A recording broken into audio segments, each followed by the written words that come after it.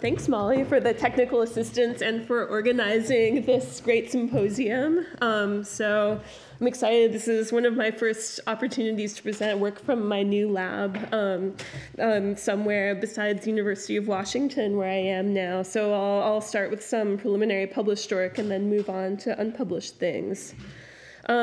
So to start with, I think this sort of classical view of mutagenesis that we try to push back on a bit is thinking of mutation as one of the more boring population genetic processes where you have maybe mutations as input and then out you get new traits for selection to act upon. And so when we say mutation is this ultimate source of genetic variation, as you often see in the literature, you think of it as causing interesting genetics, but not necessarily being an interesting trait in itself. But there's some emerging, really cool evidence that DNA replication fidelity is itself a trait that's interesting to study, and that it's probably a highly polygenic trait with that won't be resolved anytime soon as to how it varies and why. And so looking at humans, we now have a reasonable handle as of the past not very many years that mutation rate is about 1 times 10 to the minus 8th changes per site per generation. And so in the classical view, that's this clock where every site, like clockwork, changes about this quickly. But then if you think of mutagenesis as more of a quantitative trait instead, then just like you have variation among height of people, you should have some kind of a variation in the population around this mean value that can be estimated. And it's really hard to estimate mutation rates very precisely because you only sample a small number of mutations in each child of each individual. So I think it's hard to say how much, say, stabilizing selection this trait might be under, how much it varies within populations. So we're having to think about creative ways to get at this just because mutation rate measurements are so noisy. And so there's a lot of forces that could influence mutation rate, maybe both proximately and ultimately. Things like the strength of selection on replication fidelity varying with population size and various environmental forces that could make it more challenging to replicate DNA accurately. And so I'm sure this isn't even an exhaustive list of the forces that could change it one way or another. And we don't really know which are the most important at play on short timescales.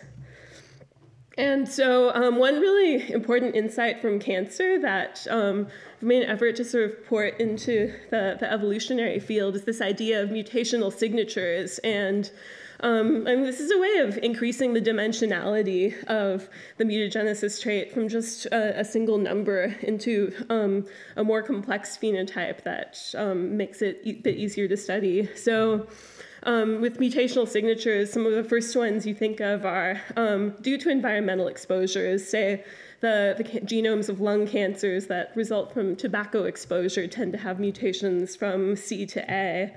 And then there are endogenous processes that can also cause mutational signatures, like defects in this replicative polymerase epsilon, creating mutations in particular triplet contexts, and then even more exotic things like ApoBec enzymes that can mutate viral RNA on purpose and sometimes cause off-target mutations in the germline.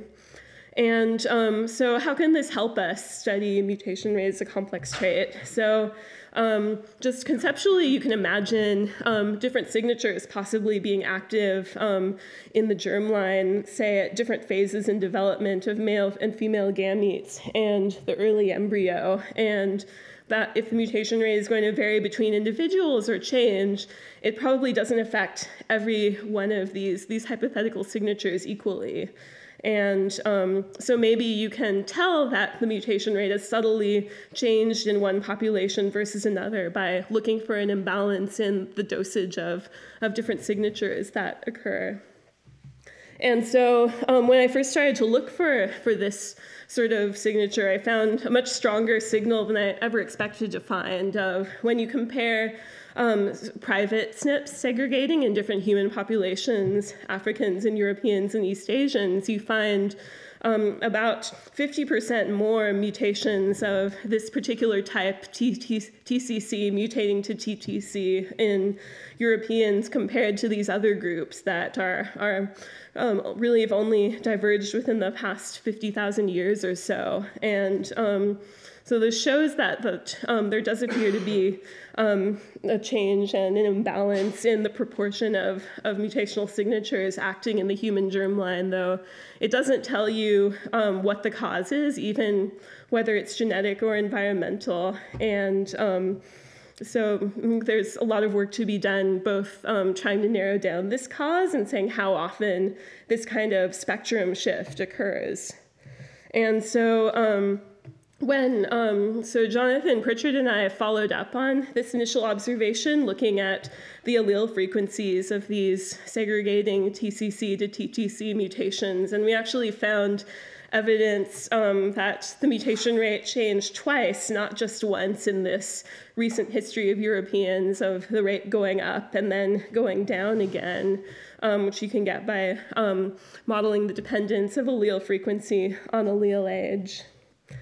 And so to visualize what these differences actually are, I'm going to show some of these heat map plots where they represent comparisons between two populations. And so say if you fill in just this C to T mutation square in the middle, you look at the x-axis for the 3' adjacent base and the y-axis for the 5' one. And so then this dark red square at the top is the TCC to TTC type that I mentioned. And if you fill in the rest of it, then you see perhaps other signatures that are more subtly different between groups, in this case, Europeans and Africans, of maybe overall mutations from C being more common in Africa and mutations from A and T being more common in Europe.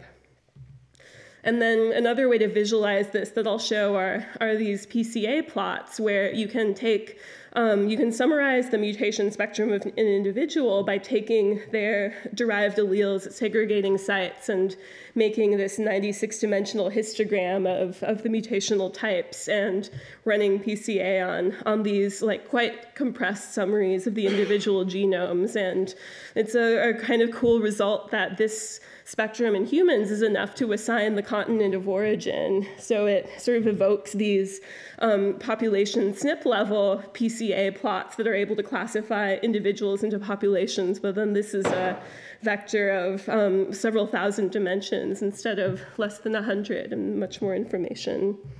So now I'm going to turn from looking at within humans to looking maybe how has this mutation spectrum phenotype evolved over the great apes, over a bit of a longer period. And so one thing that we've known for a while is that there was this phenomenon of the hominoid mutation rate slow down, where it looks like substitutions as a whole went more quickly per year and per generation in primates that are more distantly related to humans, and that they've gone more quickly, or that they've sort of slowed down the closer you get in the ape tree to humans.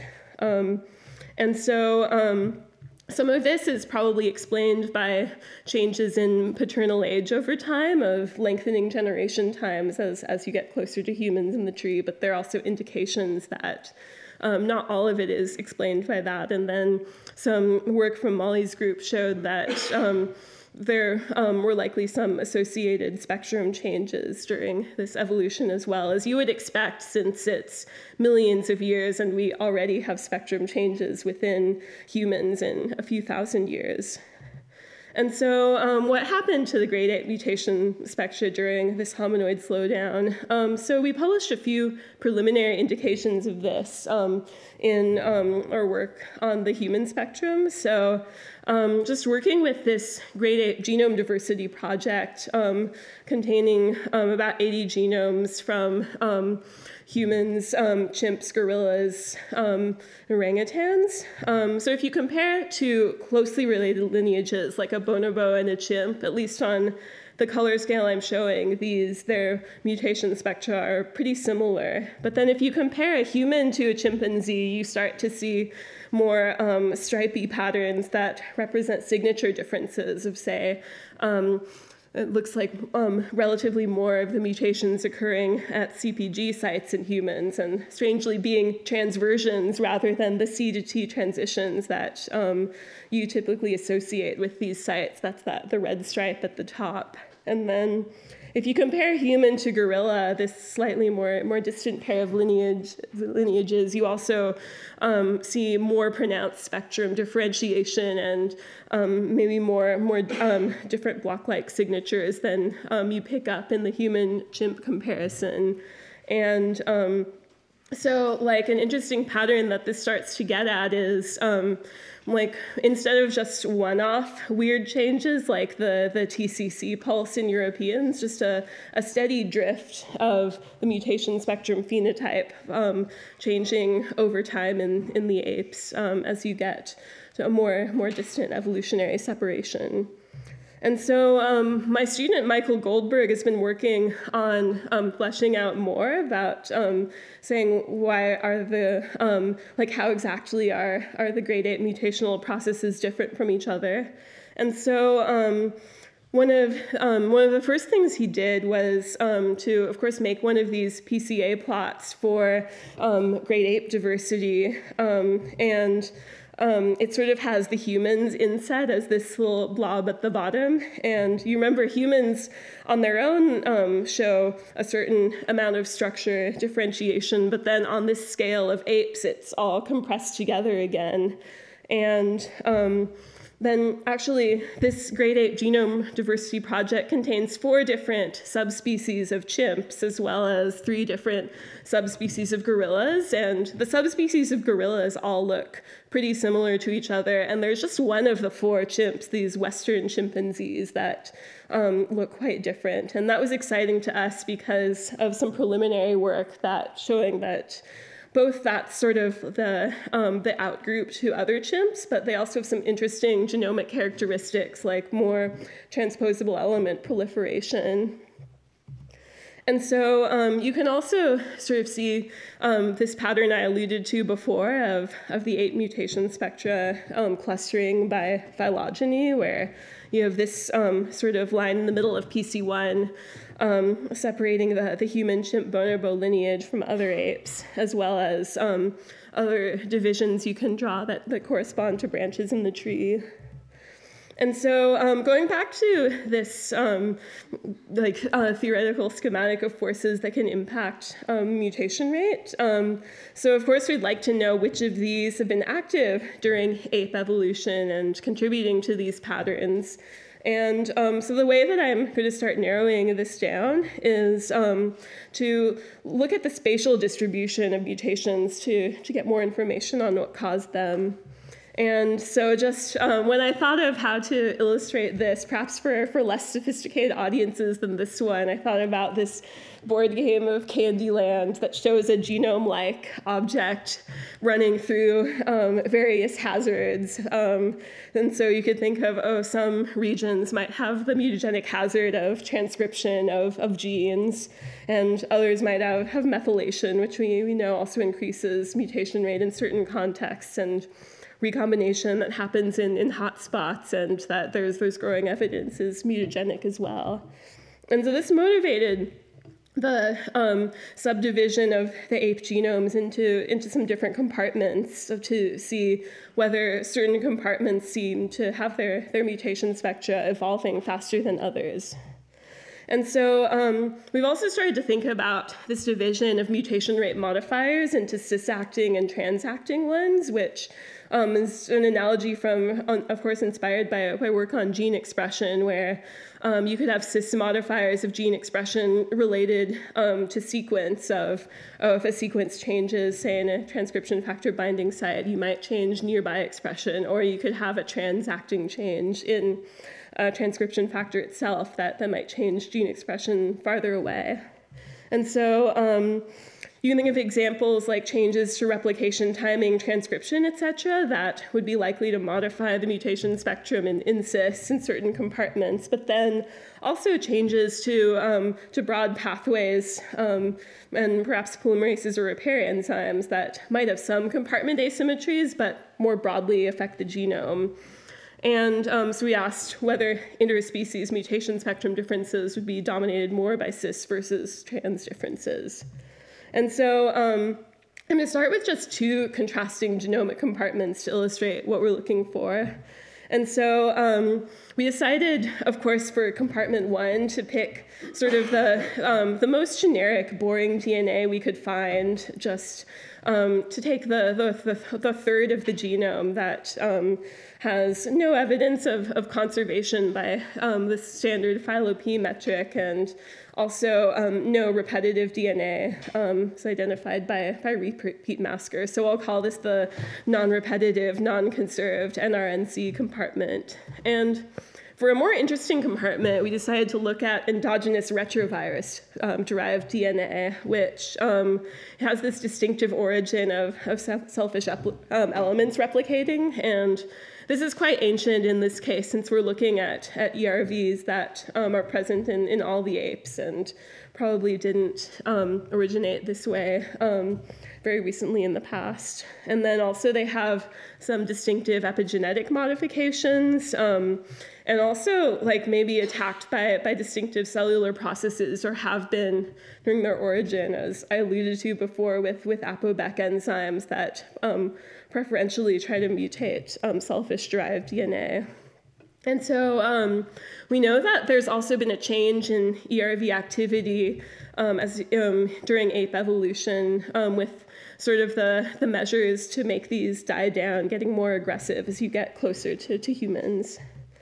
And so what I'm showing here is we took each individual ape and computed separately the spectrum of the NRNC generic compartment in circles versus the ERV compartment in triangles, and normalized for the sort of base composition of each compartment. And so you can see that the main thing separating these points is the phylogeny, that ERV DNA in chimps clusters close to non-conserved, non-repetitive DNA in chimps. But then sort of the second order thing is compartments separating in this space. And especially if you look, so this is PC1 and PC2, if you look at PC3 instead, then that really seems to be more separating this ERV compartment from non-repetitive DNA and suggesting at a signature that preferentially targets this in cis.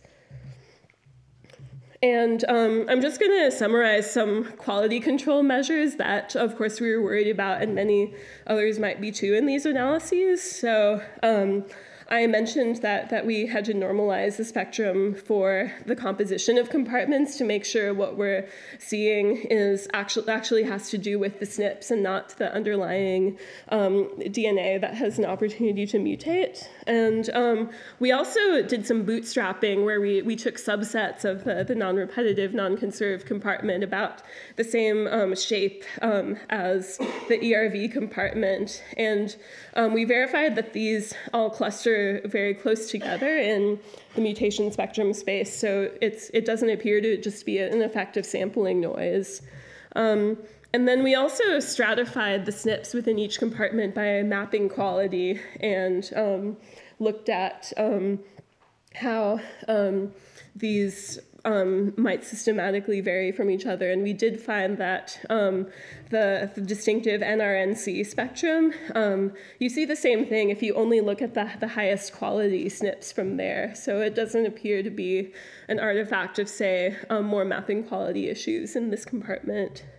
And finally, we've also done some normalizing, not in all the plots I've shown you, but in select cases of normalizing for higher order composition of, say, the 7-mer content of each compartment, because we know that there are differences between mutation rates of 7-mers that have the same core 3-mer. And so you could imagine that if one compartment has a different 7-mer composition than another, that you could get spectrum differences that we can explain by that. And so in the cases we've looked at, that doesn't explain the patterns we see. It really seems to be arise from differences of the spectrum in sites that appear to have been mutating or retaining variation in these genomic regions.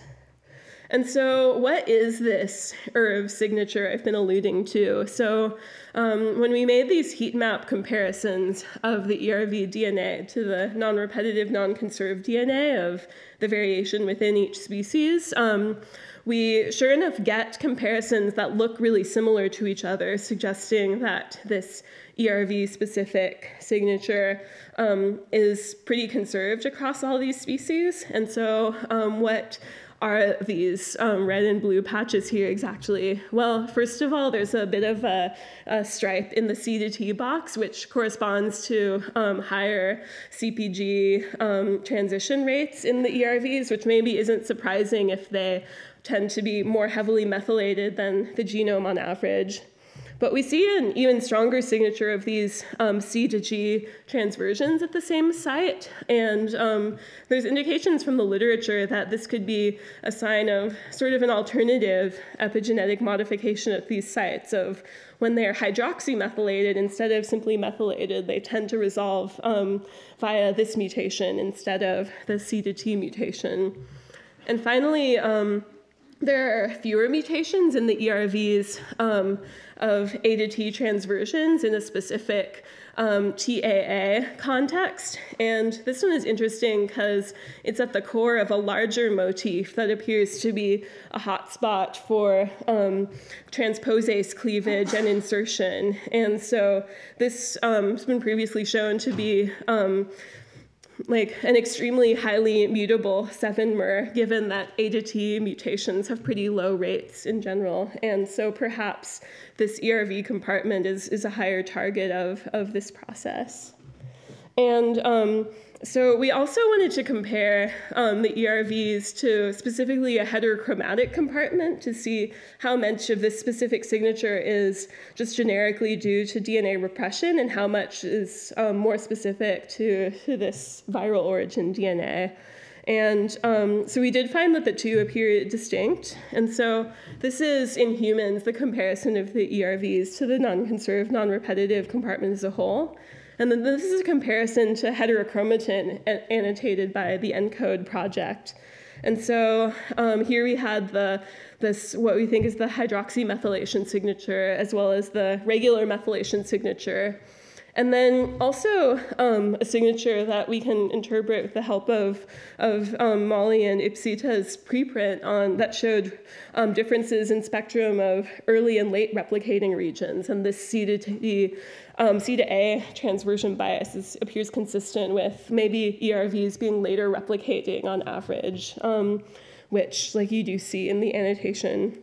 And so when we compare to heterochromatin, these two signatures of the late replication bias and the methylation bias go away. And so maybe these are features of the more large generic compartment, but the hydroxymethylation signature stays there. So maybe that's not one that targets the entire heterochromatin compartment and is more of a specific one.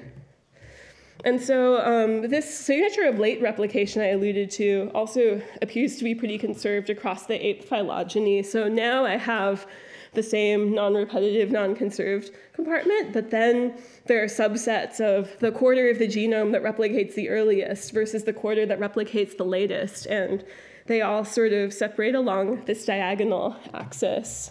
And then which, like the loadings of it, include these C to A mutations, as well as A to T mutations that are replication timing associated in humans. So just to wrap up, what we're concluding from all this is it looks really like the cis-acting modifiers of mutation spectrum exist, but evolve pretty slowly, are conserved across this ape phylogeny.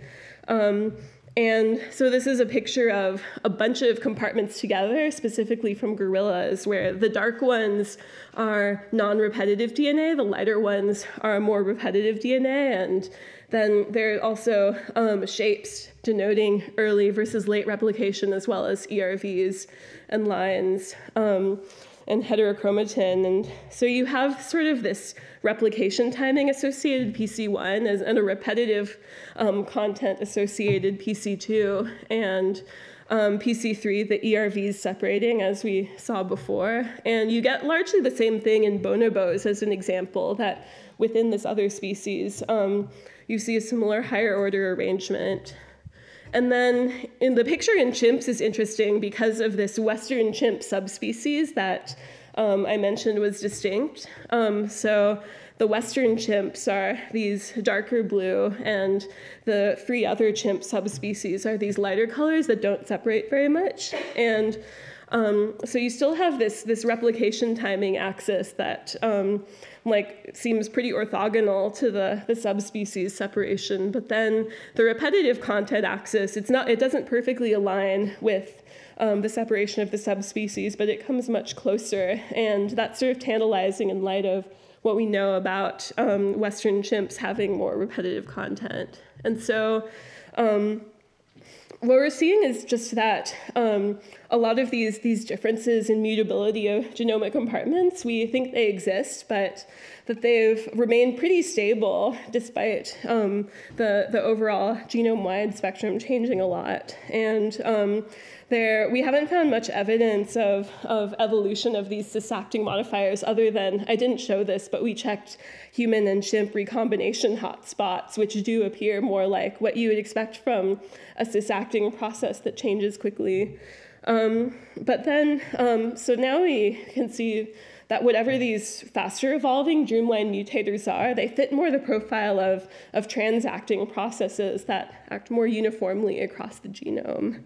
And so with that, I'd just like to acknowledge Michael Goldberg, who did most of the new work, as well as my lab and funding sources. And yeah, thanks to Molly again and everyone.